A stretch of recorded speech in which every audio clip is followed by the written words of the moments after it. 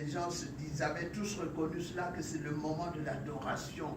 Et c'est le moment où Dieu se manifeste, où Dieu est à l'œuvre. Alors c'était l'instant où tous se mettaient en prière, bien-aimés.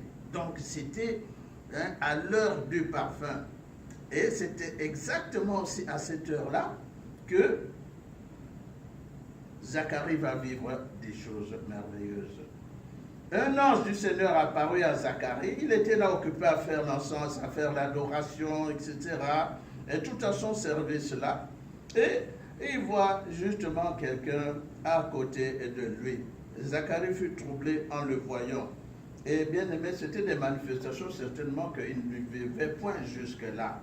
Et nous allons avoir affaire à une série d'événements, là, l'apparition des anges, tout ça, etc. Et jusqu'à donc à la naissance de Jésus-Christ, nous voyons, on parlera beaucoup de l'ange, de l'ange, de l'ange. Donc il y a manifestement des événements tellement importants qui sont en train d'intervenir. Dieu est en train de se manifester. Des grandes choses se préparent. Une grande période, bien-aimée, est en train d'intervenir. Oui, qui annonce les grands événements, le grand événement de la première venue de notre Seigneur Jésus-Christ. Zacharie fut troublé en le voyant et la frayeur s'empara de lui. C'était des événements qu'ils n'ont jamais vécu jusque-là. Jamais. Et l'ange lui dit, ne crains point Zacharie, car ta prière a été exaucée. Et alors, on partageait encore à un moment donné avec maman à la maison. Alors, elle m'a fait remarquer, mais voilà, on dit ici, ta prière a été exaucée. On ne dit pas qu'elle est exaucée, mais que ta prière a été exaucée. Amen. Donc, il se peut y avoir un temps entre le moment où la prière est exaucée et le moment où on va être amené à vivre effectivement le produit de l'exaucement. Car ta prière a été exaucée. Et oui, ta femme Élisabeth t'enfantera un fils et tu lui donneras le nom de Jean. Je ne sais pas s'ils ont vraiment continué à prier toujours encore à l'âge où ils étaient. Et je pense peut-être que non, puisque nous verrons plus tard, il va se poser des questions, Zacharie, quand on va le lui annoncer, nous allons voir sa réaction. Peut-être qu'à un moment donné, il ne priait peut-être plus, mais seulement la prière, lui ne savait même pas. Mais la prière avait déjà été exaucée. Mais comme aussi ils étaient des gens qui étaient fidèles, malgré qu'ils ne voyaient encore rien, mais ils continuaient à vivre dans la fidélité à l'Éternel. Bien-aimés, soyons fidèles, demeurons constants, demeurons dans la foi. Sachons, bien-aimés, que nos prières, de toute façon, sont toujours exaucées. Et nous savons d'ailleurs que d'après David, nous sommes toujours exaucés au moyen des prodiges, par les prodiges. Mais Dieu fait, il nous fait produire, vivre effectivement le produit, n'est-ce pas, la réponse, l'exaucement. Il se peut qu'il y ait un temps. Et parce qu'il aménage certaines choses, tout ça, etc. Et de façon à ce que nous voulons vraiment avoir, que cela intervienne à des moments bien appropriés. Parce qu'il aura écarté, en fait, comme il est dit que la bénédiction de Dieu enrichie ne fait la compagnie d'aucun chagrin. Alors s'il y a des éléments de chagrin, et il s'occupe d'abord d'éloigner de la bénédiction qui va intervenir tout élément de chagrin. Amen. Alléluia. Bien, voilà, un fils qui portera le nom de Jean. Et alors maintenant, on nous donne, qu'est-ce qui va être ce Jean? Ce ne sera pas un fils ordinaire, quelconque. Et de 14 à 17, on nous donne précisément ce que ce Jean sera. Il sera pour toi un sujet de joie et d'allégresse. Et plusieurs se réjouiront de sa naissance, car il sera grand devant les seigneurs, et il ne boira ni vin ni liqueur enivrante, et il sera rempli de l'Esprit Saint dès le sein de sa mère. Il ne boira ni vin ni liqueur enivrante, il sera rempli de l'Esprit Saint dès le sein de sa mère.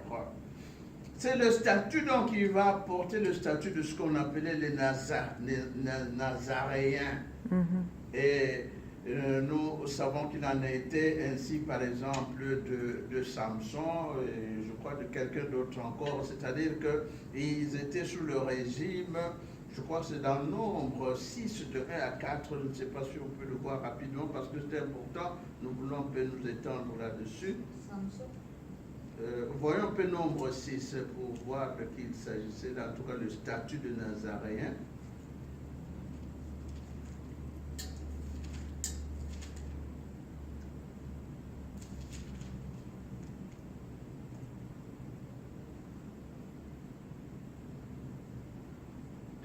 Voilà, Nombre 6. L'Éternel parla à Moïse et dit: parle aux enfants d'Israël, et tu leur diras, lorsqu'un homme ou une femme se séparera des autres en faisant vœu de naziréat pour se consacrer à l'Éternel, il s'abstiendra de vin et de boissons enivrantes.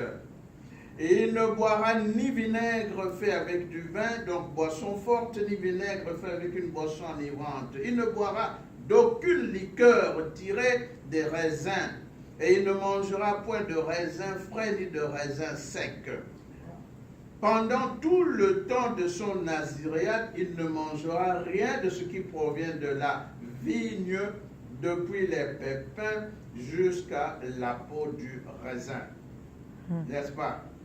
Pendant tout le temps de son naziréat, le rasoir ne passera point sur sa tête, jusqu'à l'accomplissement des jours pour lesquels il s'est consacré à l'Éternel, et il sera saint, il laissera croître librement ses cheveux.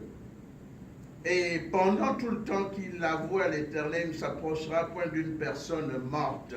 Donc il y avait trois choses qui faisaient le statut du naziréen.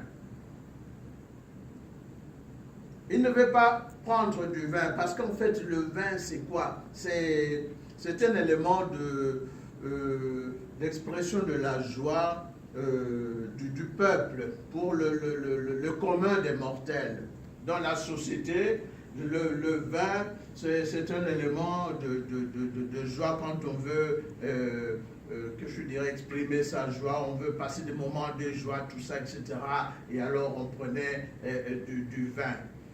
Et qu'est-ce qu'il devait encore? Il devait être privé de vin. Et puis les cheveux, il devait porter, il ne devait pas passer le rasoir sur ses cheveux, les cheveux devaient être longs. Et tout cela, c'était quoi en fait? C'était un régime de consécration à l'Éternel. Parce que la joie de celui qui se consacrait à l'Éternel ne devrait pas être la joie de la société, la joie du commun des mortels. Il devait trouver sa joie quand l'Éternel, son Dieu, parce qu'il était consacré. De la même façon aussi, les cheveux, c'était un signe de consécration, oui, à la seule volonté de Dieu. Il devait porter ainsi les longs cheveux. C'était un signe de consécration à l'Éternel, le Dieu. Et puis, il ne devait pas, que je dirais, toucher, approcher les morts. Et les morts, en fait, c'est quoi? La nature d'un mort. On est dit qu'on est mort dans l'état du péché. Et quand on est mort, c'est dans l'état de péché. Cela signifie qu'il devait faire en sorte de pouvoir vivre, en tout cas mener une vie proche de la volonté de Dieu, être dans la sainteté, vivre une vie consacrée totalement. Il y avait ces trois éléments donc, qui devaient caractériser le statut du Nazaréen. Et manifestement, c'est le statut que devait avoir cet enfant qui naissait. Et parce qu'il avait une grande mission, une mission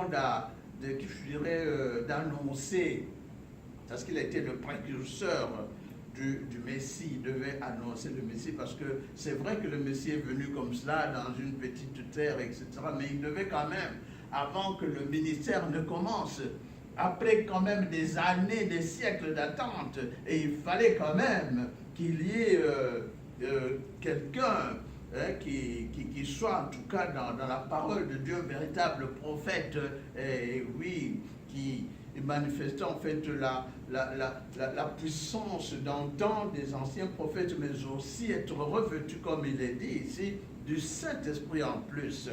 Voilà, il sera rempli de l'Esprit Saint dès le sein de sa mère. Un élément nouveau qui intervient, le Saint-Esprit, bien-aimé. Oui. Et ici, nous voulons bien-aimé, parler précisément du Saint-Esprit. Nous nous déployons beaucoup ces jours-ci dans nos prières du matin à beaucoup parler du Saint-Esprit parce qu'en fait, nous savons que c'est par lui que nous est assurée la présence de Dieu dans nos vies. Et nous savons que c'est lui, le Saint-Esprit, en fait, qui assure cette présence, qui habite effectivement, selon 1 Corinthiens 3,16, dans ce corps qui est son temple à lui, n'est-ce pas, le Saint-Esprit. Et nous savons combien il y a de grands témoignages, notamment en ce qui concerne ceux qui étaient remplis. Nous savons comment, par exemple, Saint-Étienne, étant rempli du Saint-Esprit, comment tout le Sanhédrin n'a pas pu le convaincre. Il avait une telle parole de sagesse, une telle parole d'autorité. Vraiment, il était tellement supérieur. On sentait en lui, oui, précisément cette nature de Dieu, cette manifestation de la sagesse de Dieu, en fait. Donc, ils n'ont pas pu tenir devant la sagesse, devant l'autorité, devant, l'éclat de majesté de choses d'Étienne. Et alors, par l'Esprit Saint, qu'est-ce qui est intervenu? Il a pu voir la gloire de Dieu pendant que on le lapidait, mais il a pu témoigner, mais je vois là-bas quelqu'un, et c'était Jésus-Christ qu'il voyait dans toute sa gloire, assis à la droite du Père. Voilà ce que l'Esprit Saint réalise dans nos vies, bien-aimées. L'Esprit Saint nous amène en fait à mener une vie extraordinaire, avec l'apparence d'humain, mais par l'Esprit Saint qui nous revêt, bien-aimés, nous sommes en mesure de vivre la véritable vie de Dieu. Nous avons la présence de Dieu en nous. L'Esprit Saint, en fait, pour nous, que nous ne sommes pas des gens ordinaires. On nous voit comme ça à l'extérieur, mais en fait, nous avons avec nous cette puissance de Dieu. Nous avons avec nous, n'est-ce pas, la richesse de Dieu, la grâce de Dieu, oui, toute la perfection de Dieu en nous, bien-aimés. Cela fait de nous, en fait, des gens extraordinaires. Et dans la mesure où nous prenons conscience, bien-aimés, de cette présence, de la présence de Dieu par son esprit en nous, nous pouvons nous avérer des gens extraordinaires, des gens qui vont faire des choses, bien-aimées, et extraordinaires, qui peuvent étonner, tout simplement parce que nous prenons conscience de cette présence de Dieu en nous. Nous avons eu, bien-aimés, que je dirais à partager en semaine dans nos prières du matin, ce que avait apporté l'arche de Dieu dans la maison d'Obed. Et nous avons vu comment, rien que l'arche de Dieu, parce que Dieu était présent, avait assuré sa présence dans la maison d'Obed. Et nous savons que, oui, pendant le temps, même c'était bref, que l'arche était restée dans la maison d'Obed, mais toute la maison était bénie. Tout ce qu'il y avait dans la maison, tout ce qui était avec le bien-aimé. Et normalement, c'est cela. C'est cela, nous devrons vivre en fait une vie de bénédiction parce que nous avons en nous la présence de Dieu. C'était plus que même l'arche qui était, Dieu assurait sa présence dans ce bois-là, dans cette caisson-là, mais maintenant c'est par l'Esprit Saint même qui vient habiter au-dedans de nous. Nous avons donc bien aimé à prendre conscience de la richesse, de l'extraordinaire personnage que nous sommes par la présence de l'Esprit Saint en nous. Voilà, je tenais en fait dans ce passage à développer cet élément-là. Il ramènera plusieurs des fils d'Israël, va annoncer donc la repentance. Il marchera devant Dieu avec l'esprit et la puissance d'Élie, donc toute la puissance de prophétie d'Élie, tout ça pour ramener les cœurs des pères vers les enfants et les rebelles, donc recréer l'harmonie dans les familles qui étaient en fait divisées, partagées, donc ramener un peu la paix dans les familles bien sûr, et puis les rebelles à la sagesse des justes, afin de préparer au Seigneur un peuple bien disposé. Amen. Amen. Amen. Afin de préparer au Seigneur un peuple bien disposé. Voilà la grande mission qui était impartie donc à Jean, dont on annonce en fait ici la naissance à ses parents, comme nous le voyons ce jour. Nous avons donc pensé nous déployer. En cela, peut-être que nous avons peut-être 5 minutes, là nous pouvons terminer, puisque nous n'aurons que combien? 3 séances, je crois, pasteur. 3 séances, je crois, donc il faudrait qu'on avance vite. Et nous pouvons nous terminer jusqu'à 25. Tu peux lire, bien-aimé Yasmine? 18 à 25. Oui, 18 à 25. Zacharie dit à l'ange, à quoi reconnaîtrai-je cela, car je suis vieux et ma femme est avancée en âge. L'ange lui répondit, je suis Gabriel, je me tiens devant Dieu. J'ai été envoyé pour te parler et pour t'annoncer cette bonne nouvelle. Et voici, tu seras muet et tu ne pourras parler jusqu'au jour où ces choses arriveront, parce que tu n'as pas cru à mes paroles qui s'accompliront en leur temps. Cependant, le peuple attendait Zacharie, s'étonnant de ce qu'il restait si longtemps dans le temple. Quand il sortit, il ne put leur parler et ils comprirent qu'il avait eu une vision dans le temple.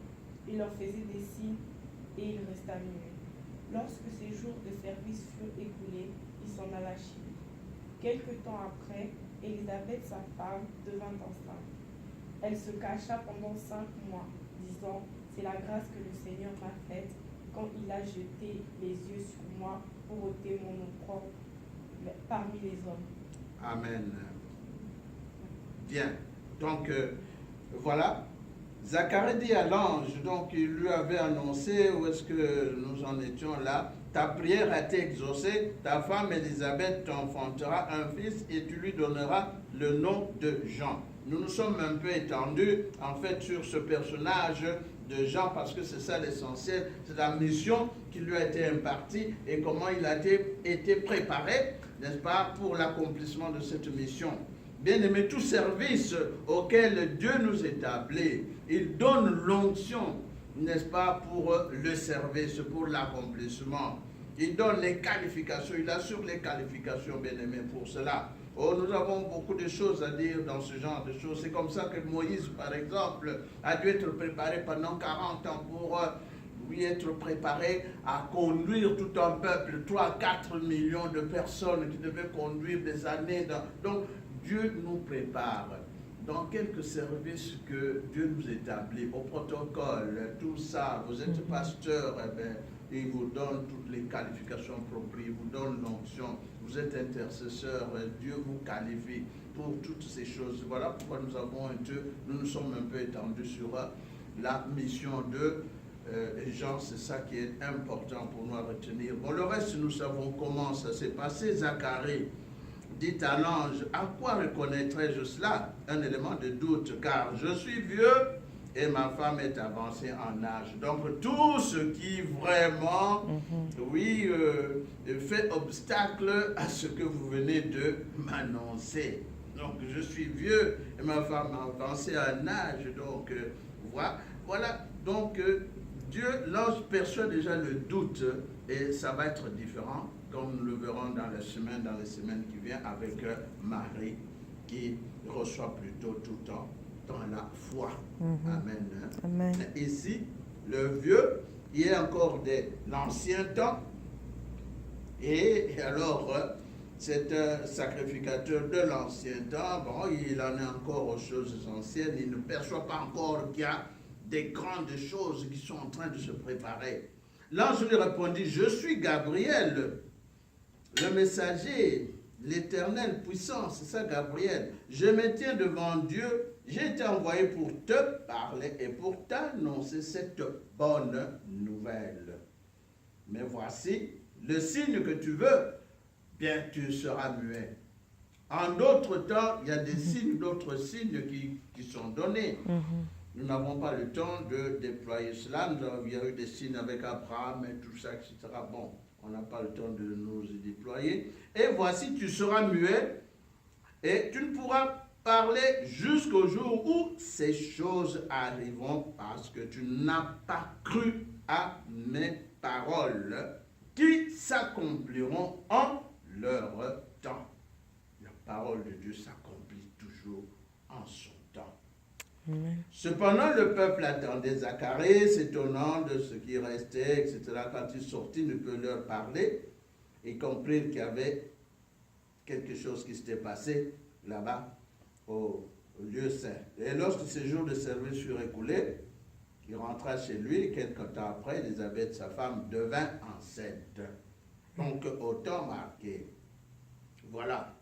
Et pendant 5 mois, elle se cacha parce que c'est vraiment un âge très avancé, alors évidemment, et il semble que dans la société, à l'époque, on se moquait un peu comme ça de ceux des femmes qui ne mettaient pas un peu au monde, et puis à cet âge-là, vous voyez, donc, et elle s'est cachée pendant 5 mois. C'est la grâce que le Seigneur m'a faite quand il a jeté les yeux sur moi pour ôter mon nom propre parmi les hommes.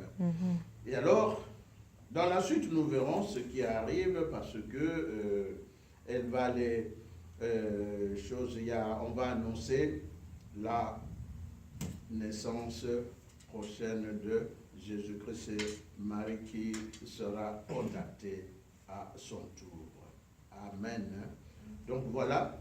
Je ne sais pas s'il y a un élément ajouté, une observation.